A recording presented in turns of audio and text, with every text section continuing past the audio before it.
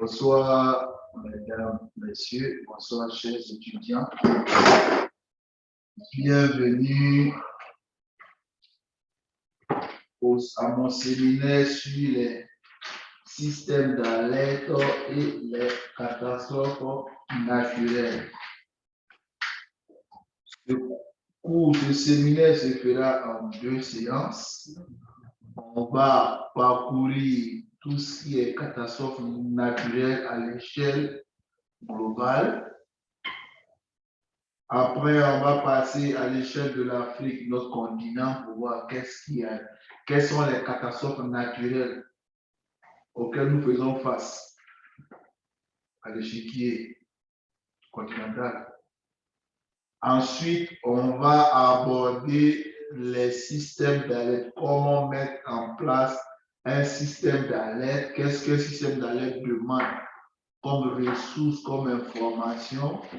Et on va prendre un cas pratique au niveau national, au niveau de la Côte d'Ivoire. Quelle est l'institution qui est en charge des risques, des réductions des risques et catastrophes, comment elle fonctionne.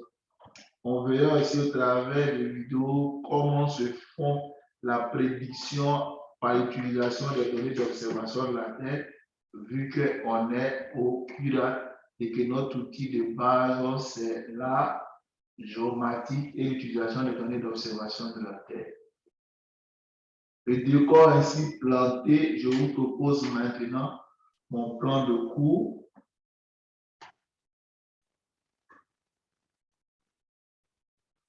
La présentation va suivre ces différents grands points.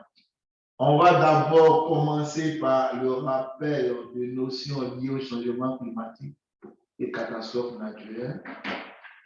Ensuite, au deuxième point, je vais vous présenter les différentes catastrophes naturelles dans le monde. On va venir s'accentuer sur ce qui se passe en Afrique. Et on va ensuite voir les causes, facteurs physiques et socio-économiques. Les systèmes d'alerte seront présentés au point 5 et au point 6, on verra les mécanismes de gestion et d'adaptation. Ainsi, définition des thèmes liés au climat et du concept changement climatique. Qu'est-ce que l'atmosphère? L'atmosphère est la couverture d'air qui entoure la Terre, se déplaçant horizontalement et verticalement, provoquant des variations dans le temps et le climat. Il absorbe l'énergie du soleil, recycle l'eau et d'autres produits chimiques. Également, il travaille avec les forces électriques et magnétiques, appelées forces électromagnétiques, pour fournir un climat modéré. L'atmosphère nous protège, ou également protège la Terre des éléments de haute énergie. Tout le monde est informé. La couche d'ozone nous protège contre les rayons lumineux assez destructifs du soleil. Ainsi présenter l'atmosphère, on va voir un autre concept qui est vraiment important. On ne peut pas parler de changement climatique et de catastrophes naturelles tout en énumérant ou tout en ne définissant pas ces thèmes-là qui jouent un rôle dans ces catastrophes naturelles.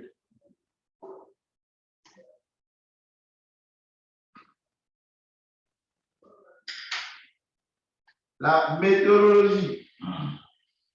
Qu'est-ce que la météo? La météo est la condition atmosphérique actuelle dans un endroit donné. Condition atmosphérique actuelle dans un endroit donné. Cela inclut des variables telles que la température, les précipitations, le vent ou l'humidité. Quiconque regarde à l'extérieur peut voir s'il pleut, s'il y a du vent, si c'est ensoleillé ou nuageux. On peut découvrir comment il est chaud en vérifiant un thermomètre ou tout simplement le sentir sur la peau. La météo est ce qui se passe maintenant ou est susceptible de se produire demain ou dans un avenir très proche avec moins de certitude. Exemple, la Sodère Sam, le dimanche, nous a amené un bulletin pour nous annoncer qu'il allait avoir des pluies légères et modérées le dimanche, le lundi et le mardi. Malheureusement, on n'a pas eu de pluie lundi, on n'a pas eu de pluie mardi, on n'a pas eu de... C'est ça aussi la météo.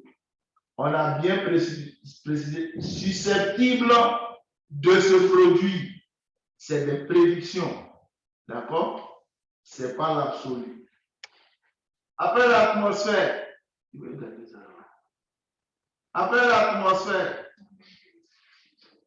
la météo, on va voir le temps. C'est l'état dynamique et variable de quoi? De l'atmosphère dans une zone donnée à un moment bien précis. Le temps, état dynamique et variable de l'atmosphère dans une zone définie, donnée à un moment bien précis. Atmosphère, météo, temps. On ne peut pas présenter ces différents thèmes-là sans pour autant parler de celui-là même qui est à la base des changements climatiques et des catastrophes naturelles. Le climat est la météo moyenne pour un endroit donné ou une région. Il définit les conditions météorologiques typiques pour une zone donnée sur la base de moyennes à long terme. Ça, c'est la définition de manière générale. Celle un peu plus technique est que le climat est une information statistique, une synthèse de variations météorologiques se concentrant sur une zone bien définie pour un intervalle spécifié. Le climat est généralement basé sur la météo dans une localité moyenne d'au moins 30 ans. Les 30 ans en tout sont sensibles. D'accord?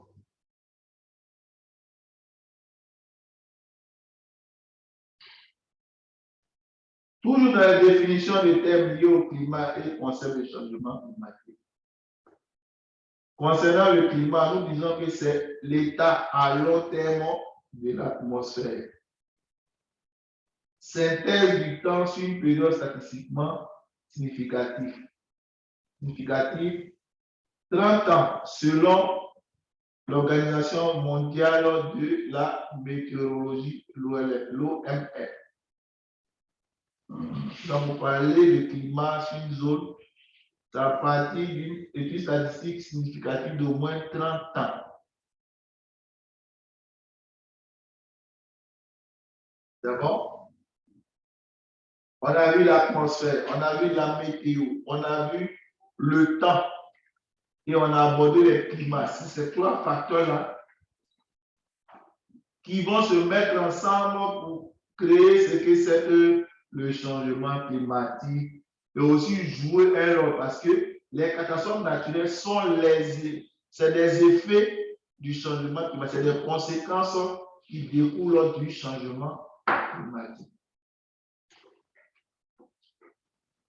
De ce fait, quelles sont les causes du changement climatique?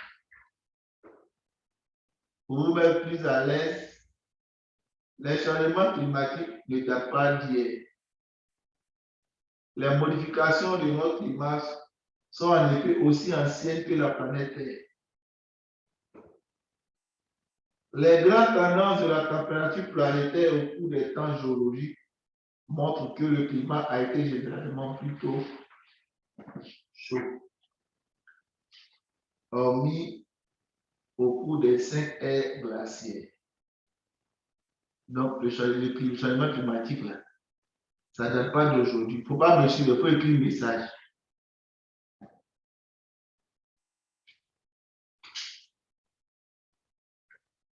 Estelle, tu me suis? Qui est Estelle là? Ok. Madame Pona, vous êtes là?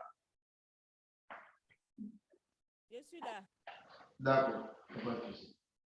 Les changements climatiques actuels n'est cependant pas à considérer comme une modification ordinaire du fait de son ampleur, sa rapidité. Le réchauffement de notre climat peut être réellement qualifié d'extraordinaire dans l'histoire de notre planète. Ce qui veut dire que les changements climatiques ne datent pas d'aujourd'hui, mais ces dernières décennies, on le ressent plus du fait de son ampleur, de sa rapidité et des autres effets à considérer. Donc, ça peut être un facteur naturel du fait de tout ce qui est électromagnétisme au niveau de l'atmosphère du climat. Maintenant, ça a ajouté l'activité anthropique, ce qui va permettre de bouleverser notre climat à l'échelle mondiale. De ce fait, quels sont les facteurs anthropiques des changements climatiques? Ici, je vais imager un peu les facteurs. Si cette petite vidéo, quel est le facteur anthropique que tout le monde, quelqu'un peut me dire quel est le facteur anthropique qui ressort de cette animation-là? Alors, dis, l'émission de CO2 au travers des véhicules. Ça, c'est une cause anthropique. D'accord?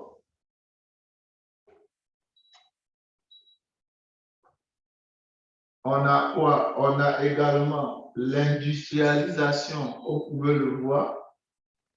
L'industrialisation. Les déchets électroniques aussi jouent un rôle crucial dans le changement climatique. D'accord? Les déchets électroniques, comme vous le voyez, les véhicules, tout ce qui est électronique, tout ce qui est déchets électroniques contribue également à la dégradation du climat. On a l'émission de CO2, d'accord? Au niveau des déchets électroniques, on a l'aérosol, tout et tout, d'accord? Donc, c'est ceux-là qui sont les facteurs les plus connus d'émissions de gaz à effet de serre du fait du bien-être des populations, l'utilisation d'automobiles, l'utilisation de climatisation, l'industrialisation. D'accord? Le nucléaire, tout cela sont à la base des émissions de gaz à effet de serre. Ils jouent un rôle dans le changement climatique. Ici, on va ensemble regarder une vidéo pour voir l'influence humaine sur le climat.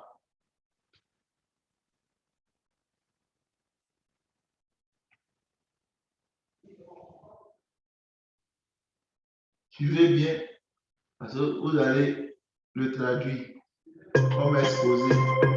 The scientific evidence is stronger than ever. Better and more observations. Improved understanding of the climate system response. Further development of climate models. All point in the same direction. Human influence on the climate system is clear.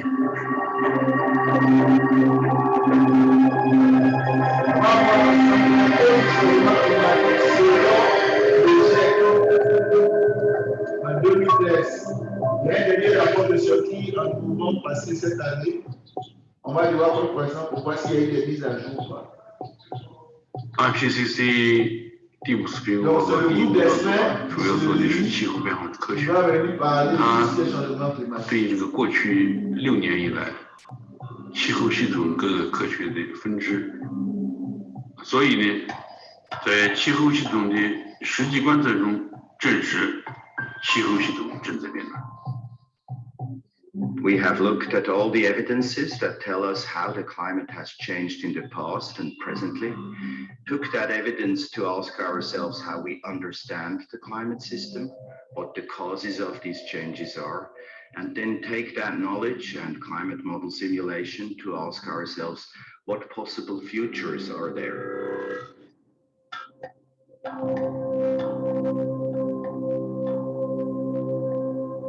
Many of these observed changes are unusual or unprecedented on timescales of decades to millennia. Ice cores contain an abundance of information about climate. Paleoclimate records show a close link between CO2 concentration and temperature. These trends are seen in current observations.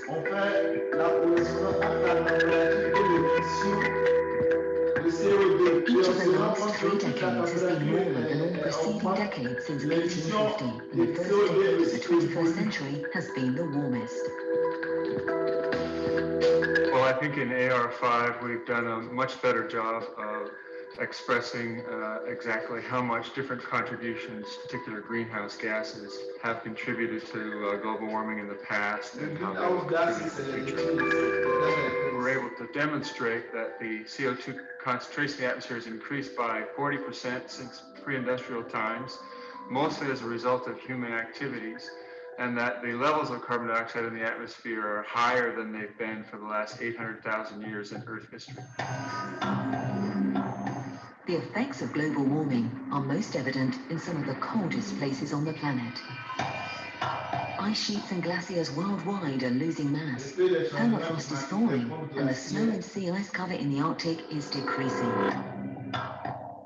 We are getting a lot of signals from the cryosphere in terms of warming. The most visible signs of warming can be found in the Arctic. Arctic sea ice extension has shown a downward trend since 1980. A downward trend is also observed at the Greenland ice sheet.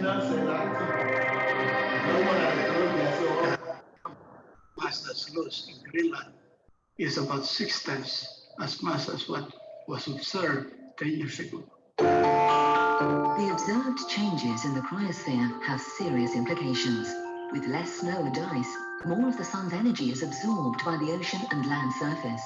This is one of the powerful climate change feedbacks that influences the whole climate system.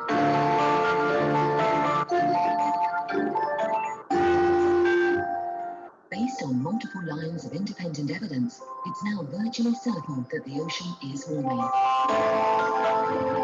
The warming of the ocean will continue even if we stop the atmospheric CO2 concentrations to increase, because the timescale of the ocean circulation, which connects the surface to the deep ocean, is very large in the sort of hundreds and thousands of years. There are 4 major contributors to sea level rise: ocean heat uptake, melting of glaciers, reduction of ice sheets, and changes in water storage on land. Improved scientific understanding has made scientists able to make a consistent sea level rise budget.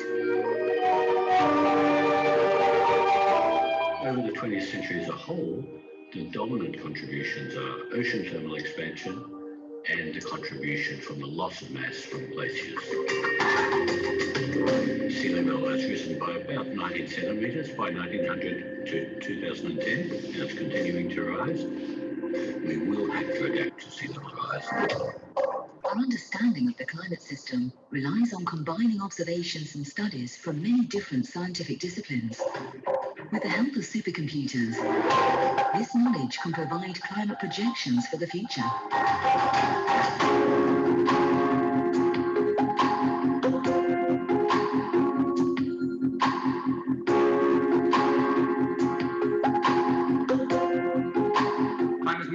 an absolutely crucial role in this assessment report. They are the only tools that allow us to say something quantitative about the future.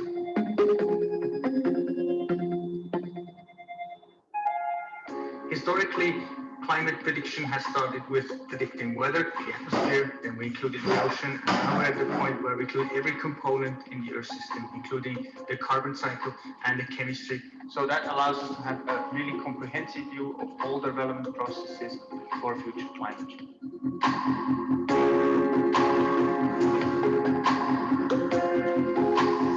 Climate change projections require information about future emissions or concentrations of greenhouse gases, aerosols, and other anthropogenic drivers. A new set of scenarios was used to project the cumulative CO2 emissions in the future. Model simulations employing the RCP scenarios tell us we have a choice. We have a choice to live in a world in which climate change is limited to less than 2 degrees Celsius, or in a world that is warmer than 4 degrees Celsius. Climate models employing the RCP scenarios provide policy-relevant information on a regional level. For the first time, Working Group 1 has developed an atlas of global and regional climate projections, which allows decision makers to see how climate might change in their regions. This can facilitate more informed decisions on adaptation strategies.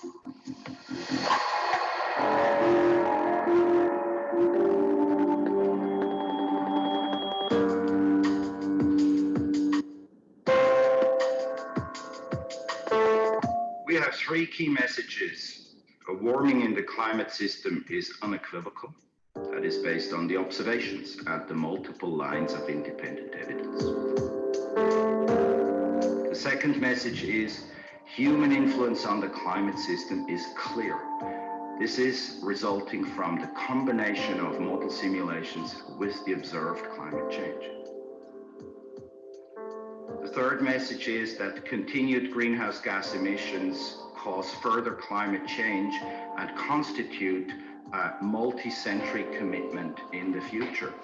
Therefore, we conclude limiting climate change requires substantial and sustained reductions in greenhouse gas emissions.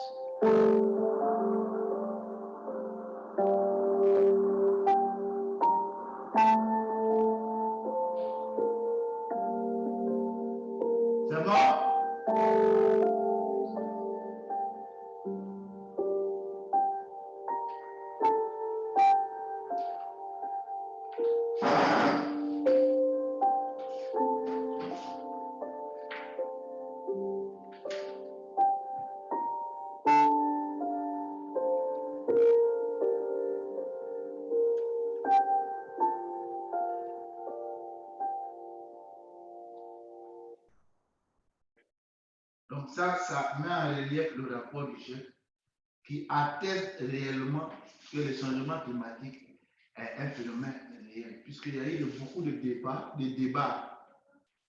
D'autres croient à un changement climatique, d'autres disent que ça ne fait pas partie de leur intérêt. Donc, en tant que scientifique, avant d'arriver aux catastrophes naturelles, qu'est-ce qu'il y a? Despite existing mitigation policies, the growth of greenhouse gas emissions has increased over the last decades.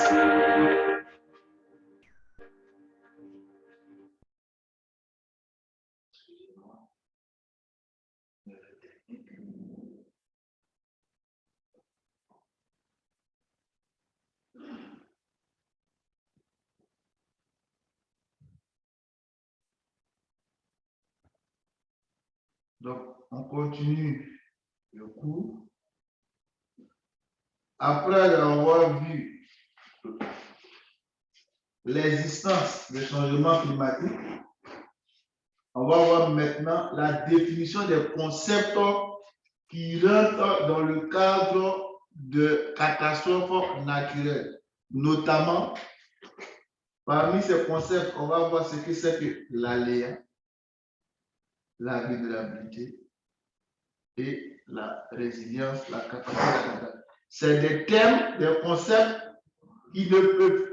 qu'on ne peut pas dissocier des catastrophes naturelles. Qu'est-ce qu'un aléa?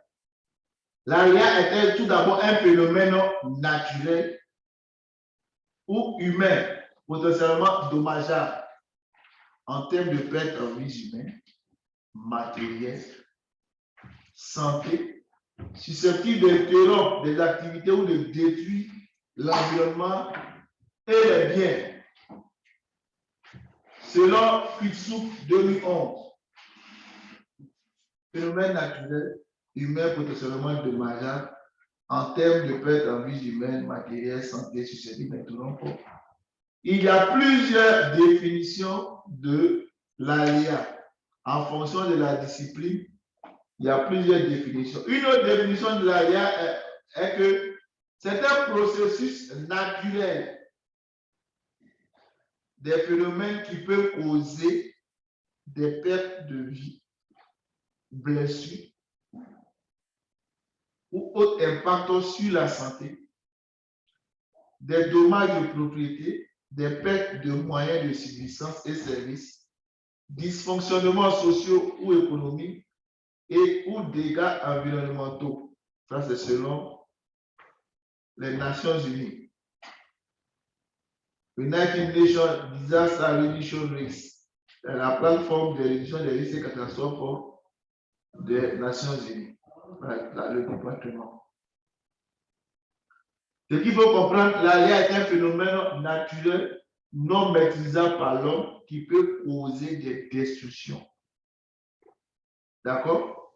Et des dommages en perte en vie humaine, des dommages d'infrastructures sur la santé, d'accord? Donc, ça, c'est l'aléa. Après l'aléa, on va voir ensemble la vulnérabilité. Au niveau de la vulnérabilité également, plusieurs définitions sont données. C'est l'ensemble des caractéristiques des circonstances d'une communauté ou d'un système qui le rend susceptible de subir les effets d'un danger, selon les Nations Unies. La vulnérabilité exprime le niveau de conséquences prévisibles d'un phénomène naturel sur les enjeux. Ces enjeux intègrent les populations, les biens, les activités socio-économiques susceptibles d'être affectées aussi bien quantitativement que qualitativement par un phénomène naturel. Donc, on parle de vulnérabilité lorsque l'aléa va causer des dommages à l'échelle humaine, à l'échelle des infrastructures, au niveau socio-économique. Donc, le dommage que ça va causer, c'est ça qu'on appelle quoi? La vulnérabilité. La vulnérabilité à l'inondation est le degré auquel des êtres humains ou des lieux sont menacés par ce phénomène et ses effets néfastes, selon Pony et Barreau 2007. La vulnérabilité dépend des éléments exposés et les résistances, le comportement et est surtout lié à l'enjeu. Je prends le temps de définir tous ces concepts-là parce qu'en fonction de l'approche de la personne qui utilise, on met sous la bannière de vulnérabilité, exposition, enjeu, résilience, souvent exposition, enjeu, capacité d'adaptation. Tout cela dépend de qui utilise. Quelle définition de la vulnérabilité que la personne considère? Non, mais les trucs là, les gars, sont en train de télécharger. C'est pas que c'est besoin de laisser les trucs là branchés. Après, ça fait jeu de lumière. Voilà, donc par rapport à la télé, tout ça. Là, donc d'arrêter. C'est le dernier mot. C'est mieux que tu arrêtes pas avec. Ok. Merci. Ça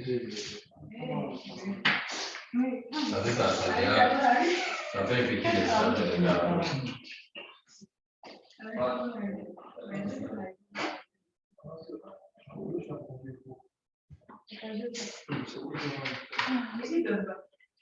De quoi ça passe pas?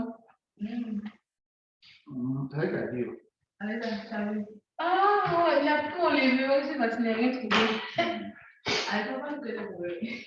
Il a tout enlevé là. Bon, et attends, était plutôt. Mais monsieur, c'est pas grave, vous depuis que mon téléphone, ça prend du temps. Après, voilà, après, mon